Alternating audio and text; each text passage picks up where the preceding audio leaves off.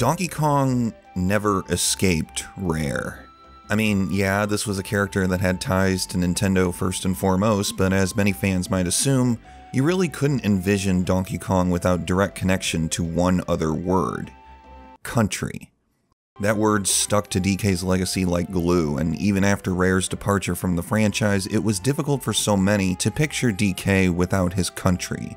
The trees, caves, mountains, factories, they were Donkey Kong country, and I don't think many fans were ready to leave that country. This isn't bashing anyone for having nostalgia for those now legendary Super Nintendo games. As I've said already, they're quality titles, well worth remembering fondly, so it makes total sense that Rare's footprint would remain pressed firmly in the earth of that country. But after the infamous Microsoft acquisition, Nintendo had a strange adjustment period to commanding the Donkey Kong franchise themselves, resulting in a fantastic, but ultimately misunderstood game. I'm not just saying that Donkey Kong Jungle Beat's quality was misunderstood, I mean the whole game. Not many people really got Jungle Beat, some mistaking it for another shallow rhythm game like Donkey Konga. The addictive score-chasing, fantastic level design, and unabashedly animated vibe were eclipsed by gimmicky plastic drums and the monolithic shadow of Nintendo's upcoming Revolution system. As a result, despite its creativity, along with the pedigree that it's set for future projects from the Nintendo Tokyo EAD studio, Jungle Beat never escaped the realm of spin-off game, and with all that against it, it simply could not overtake Rare's lasting legacy. The adoration for the Donkey Kong Country games remained untamable. So that brings us to today's game. I think the late Satoru Iwata was right that working with Retro Studios on this, a studio led by former DKC playtester Michael Kelbaugh, was a fateful decision. Imagine a studio so talented that they revitalized a classic series that was long overdue for a new installment, while rewriting the book on immersion for the entire medium. The number of good things I can say about Metroid Prime is damn near endless, but perhaps most notably, it felt forward-thinking. The entire Prime trilogy was something of a miracle, a way to bring a series that was thoroughly grounded in side-scrolling exploration and adventure into a first-person perspective without losing any of its design identity. As true to Super Metroid's structure as it was, Metroid Prime was such a mighty push, the franchise reboot by which so many other efforts in its class would be compared to. Post-Prime, Retro Studios had become one of Nintendo's hottest commodities, so it's natural that their next project would be another chance to flex. But this time around, the ambition behind the project seemed a bit more condensed. Retro Studios still wanted to hold true to the ethos of the original Super Nintendo trilogy they clearly respected, and make a solid, challenging 2D platformer, the kind of game that the franchise and character had been inescapably tied to. It's an admirable goal, and one that Retro Studios were entirely capable of achieving, but in an age where ultra-ambitious, super cinematic AAA projects were all the rage, was making a side-scrolling platformer really the best use of Retro Studios' talents? A studio that pushed the limits of immersive experiences, reshaping one of the most important game series of all time into a contemporary masterpiece, making a game like DKC Returns, one so visibly tied to its past appeal, seemed like kind of a waste. But I wanted to spell that stigma right out of the gate. Donkey Kong Country Returns was by no means a waste. It's a game that aims to recapture the frenetic but introspective appeal of the classic trilogy, while also having a few new tricks of its own. Minor flaws and misinterpretations aside, Retro Studios' foray into the series shows that Donkey Kong Country is just as precious in the new millennium as it was during the 90s. So let's return to Donkey Kong Country. Again.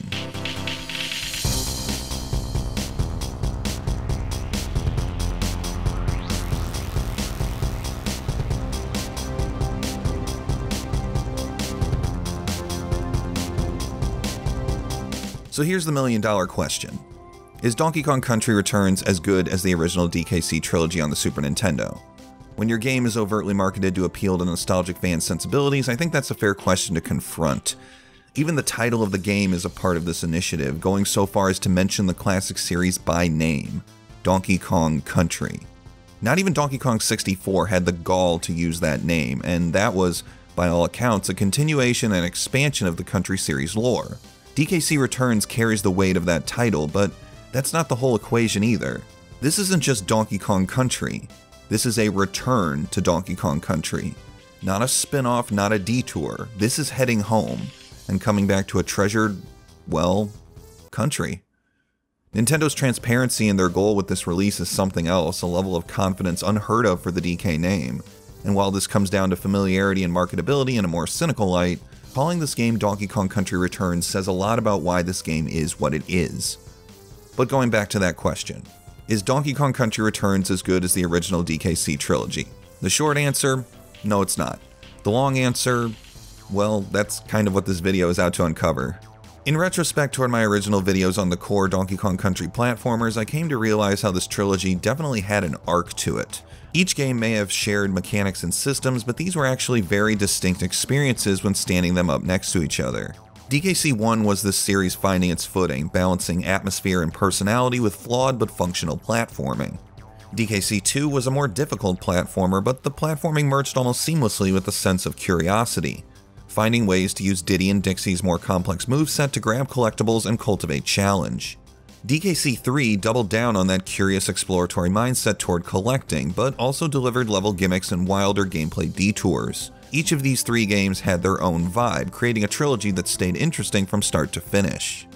With those influences to draw from, Donkey Kong Country Returns isn't stingy. Retro Studios helped themselves to elements from all three DKC titles, though not necessarily in equal measure. Certain games are sampled more than others, but in full combination, DKC Returns crafts a kind of greatest hits of sorts. Changes in all, it's a celebration of what came before. But right off the bat, someone is missing from the celebration, and I think you probably know what I'm referring to. DKC Returns' main antagonists are the Tiki Tak tribe, musical instrument-themed enemies who hypnotize the residents of DK's island into stealing his treasured banana hoard.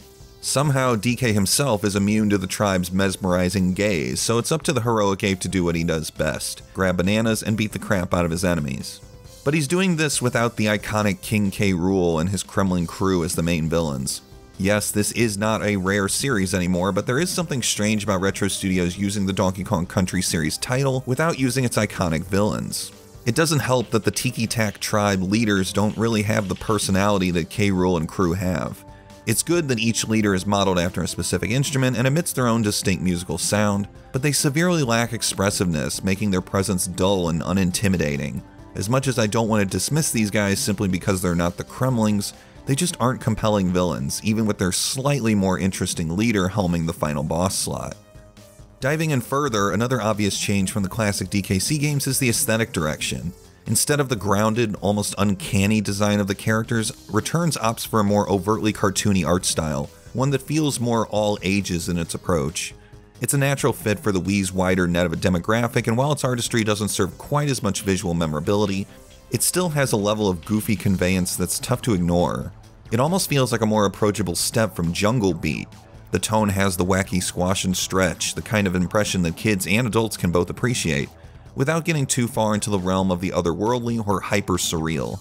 Donkey Kong Country Returns may not have the same kind of mood or personality as its predecessors, but it's appealing and charming, something that the series has always pulled off in one way or another. To add more nostalgia to the mix, the soundtrack is rich with familiar jingles and themes from Donkey Kong Country, several of which are rearranged for the new levels. From Life in the Mines to Fear Factory to even aquatic ambience, you're bound to find a fresh and intriguing take on the series' iconic musical collection. The original tracks are no slouch either, especially the volcano levels like Bobbing Basalt, whose bombastic theme oozes the same kind of epic vibes as Magmoor Caverns from Metroid Prime. I really can't say that much else about the soundtrack. It's fantastic. It recaptures so much of the appeal of the classic OSTs, and even when new ground is tread, this is a totally fitting representation of why this series has been so musically praised. While I'm hesitant to say that the new arrangements surpass the originals, you're still experiencing some of the most memorable bits of game music of their era, changed up for a generation who might have totally missed them in their heyday. Donkey Kong Country Returns doesn't skip a beat in reintroducing longtime players to the series' core appeal, and the gameplay is no exception. Aside from a few tutorial messages at the start, Donkey Kong Country Returns' version of jungle hijinks gets going without much hesitation at all. It's almost comforting to see DK and Diddy's adventure take off with such gusto because Retro Studios immediately prove how committed they are to the series' tradition. Jumping, rolling, tossing barrels, ground pounding, it's all accounted for. Sure, DK's momentum isn't exactly as his Super Nintendo counterparts was, but this is absolutely fitting for the kind of fast, mobile antics that DKC has always championed. The tutorial messages are also just enough to introduce new players to the DKC fold, without trying veteran players' patience. With its steady introduction to level hazards and plethora of secrets, the first level isn't just a solid representation of Return's core ethos, but the appeal of the Donkey Kong Country series as a whole. I will say that Diddy Kong's reservation to what is essentially a power-up instead of a fully playable character, at least in single player, does provide some limitations to movement diversity. His rocket barrel jetpack is a great way to steady your landing or give you some extra airtime across large gaps, and the ability to continuously roll with him in tow is a godsend for time attack and speedrunning. But unlike past games where the player had two distinct options for movement tech, you're going to be spending a majority of your time in Returns using DK's core abilities. This means that the game has to compensate for a more evergreen moveset, forcing the level design to pick up the slack when it comes to mixing things up.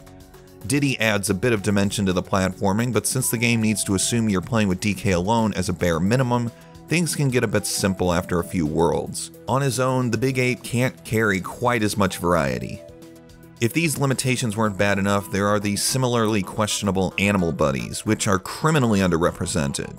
Rambi the Rhino is the only animal buddy in DKC Returns, aside from Squawks, who's used as a support item, and his limited appearances don't do too much to expand level design. He can charge through certain blocks and trample spiked surfaces, staying relatively true to his SNES past, so I can't say that Returns misconstrues Rambi's appeal. It would have been really amazing to see a larger roster though, as Espresso's gliding, Winky's high jumping, and even Squitter's web platforms could expand levels in totally new ways. There was a lot of potential in bringing these mechanics into a new context, so I can't help but be bummed out by Retro Studios' decision to skip their inclusions. It's a glaring omission. So with these reservations, does DKC Returns level design actually pick up the slack? Well, when it comes to providing home platforming challenges, things are definitely on point. Enemy layouts are conscientiously organized, encouraging the player to jump and bounce on mark to clear a gap efficiently. Vertical level design is far from uncommon, with grassy walls to climb and barrels to shoot DK into the air. DKC Returns has the same level of thoughtfulness toward its platforming challenges as DKC 2. Well, it almost does. It comes close, very close, but not quite there. The most noticeable omission is a more diverse collection of level gimmicks, the kinds of nuances that force the player to rethink and adjust their reflexes on the fly. Gusty updrafts, ghostly vines, these all were unique to level segments of DKC 2. But they weren't just another plate for the player to keep spinning. They required the player to learn and internalize how they should be used for the purpose of getting to the end of a stage. They were a way to mix things up to support the goal of quality platforming.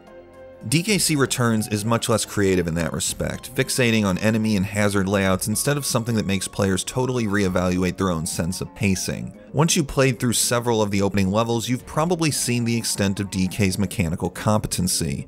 Not to say the game doesn't evolve its challenge. It definitely pressures the player to refine their skills as it continues onward, and a little cosmetic diversity can get that job done to a degree too. But there were very few times where I saw something new in a level and said to myself, yes, I could use that this way.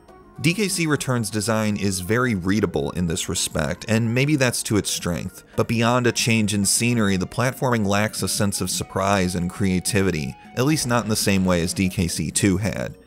Even DKC 3 managed to surprise the player, throwing a ton of ideas at the wall to see what stuck, wading through its own unpredictability.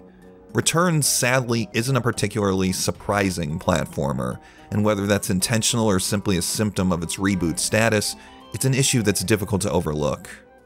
And while I have my irks with Returns' more reserved gimmickry, I can say with confidence that it definitely got the collectible hunting field right. The early DKC games had already laid the groundwork for this design mentality, as they drove explorative players to dive into the levels and introspectively utilize the hero's skill set. Finding secrets and working toward total completion was a big part of DKC 2's appeal in particular, in addition to quality platforming that fans could easily latch onto. In DKC 3, however, finding secrets was a concrete design pillar. At every direction, the player was encouraged to explore, to find bonus rooms and tactically knock out coin enemies for DK coins. It was increasingly more introspective, so much so that Retro Studios couldn't ignore it when trying their own hand at a Donkey Kong Country game. From grabbing Kong letters to scouring for puzzle pieces, DKC Returns champions exploring its levels for secrets just as much as its predecessors. And while some puzzle pieces can be easily discovered, others require some abstract thought to snag. Whether it's a brief detour off the beaten path or a clever utilization of stage hazards, the puzzle pieces really do feel like natural extensions of what Rare was aiming for on the Super Nintendo. DK and Diddy's slightly less creative moveset doesn't have quite the expanse as Dixie's ponytail twirl or the team-up toss, but Retro did a fantastic job at compensating for this with level design that's fun to examine from every angle. These are at their most compelling when some creativity is involved, like collecting all of the bananas in a string after triggering a stage set piece. Unfortunately, the bonus stages are a major misstep, not because you're looking for hidden blast barrels, these are often cleverly concealed and very satisfying to uncover, but because bonus stages are repeated so much. It's a stark contrast to the SNES trilogy, whose bonus stages were custom made to fit in with stage themes and gimmicks, very rarely reusing context. If perusing the stages for secrets isn't your thing though, swinging by Cranky Kong's shop to enlist Squawks the parrot lets the friendly bird join a level and notify you when a puzzle piece is nearby. It's a simple but elegant solution that keeps things from falling into mindless scavenger hunt territory, as you still need to figure out what to do to grab the puzzle piece. I can appreciate optional modifiers to make the games more manageable, and the way Squawks provides a visual and audio cue when a puzzle piece is close by shows a nice touch toward mitigating tedium. It's a great solution. In case you haven't guessed, I'm pretty mixed on this game. But before moving on, I want to mention a pretty notable chunk of the adventure where the dark clouds of skepticism faded and I could see Retro Studios' design skill on full display. And it all came from a pretty unexpected place. It became apparent in the auto-scrolling stages. You know, the minecart stages, the rocket barrel stages, anything where you're being pushed to the edge of the screen. These levels are pretty difficult, especially if you're picking up collectibles, but what really impressed me about these stages was their sense of motion. And I'm not just talking about the obvious fact, how the stages force DK forward as auto-scrollers. What Retro Studios accomplish is constructing stages dynamically, having them react as DK traverses them, and giving them an unbelievable sense of liveliness. Take World 4-4, Mole Patrol, a rocket barrel stage where DK must navigate a cave while enemy moles try to take him down. The enemies stand up on stones swinging their pickaxes, but as the stage progresses, a gemstone-carrying driller train appears, releasing airborne enemies to avoid.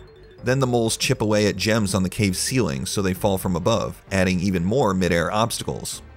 Finally, the train drills forward into the earth, creating a path behind it that DK can fly through. It very much feels like the level is being constructed right in front of the player, a masterful use of scripted level progression that adds so much life and energy to the stages. So many of the auto-scrollers do this, like Crowded Caverns pursuing Bat Swarm and the giant spinning cogs of Gear Getaway, but I'd even argue that some traditional on-foot levels do the same. Stormy Shore has a giant octopus gripping cave walls with its tentacles where DK must dodge them as they appear. Blowhole Bound has DK riding atop a whale which smashes into platforms that the player must navigate before they collapse. It's not even limited to the level design itself, there's a perpetual initiative at work to make stages feel dynamic. Background elements animate subtly like the eerie machine eye following DK in World 7's handy hazards. Mother Brain, is that you? Water drips from Ocean Cove ceilings, beams of light shimmer and pierce through canopy. This all combines to make DKC Returns defined by its sense of motion. There were a lot of moments in the SNES trilogy where players were able to experience mobility, absolutely. But even in its more leisurely instances, Donkey Kong Country Returns is the most lively and energetic game in the series thus far. I think what makes this so impressive is that Retro Studios, at this point in their career, had proven their skill based on moments of silence, solitude, and stillness. Metroid Prime was a game where you had to stop for a bit, whether to closely examine for secrets and clues, or simply to bask in the ambiance and atmosphere. Sure, there were intense firefights, but Metroid Prime, and arguably Metroid as a series, capitalized on stillness, moments suspended in time where it was so easy to get lost in the world and gaze at the environments. It was a quietness, a peacefulness. Donkey Kong Country Returns is the opposite. It's a game where the world and its inhabitants are rich with energy. Retro Studios jumped to the other side of the spectrum with such effortlessness, proving to everyone that they can create worlds of liveliness and motion, just as much as worlds of solitude and stillness. Without question, that's Retro Studios' greatest contribution to this series. It's what makes this installment their own.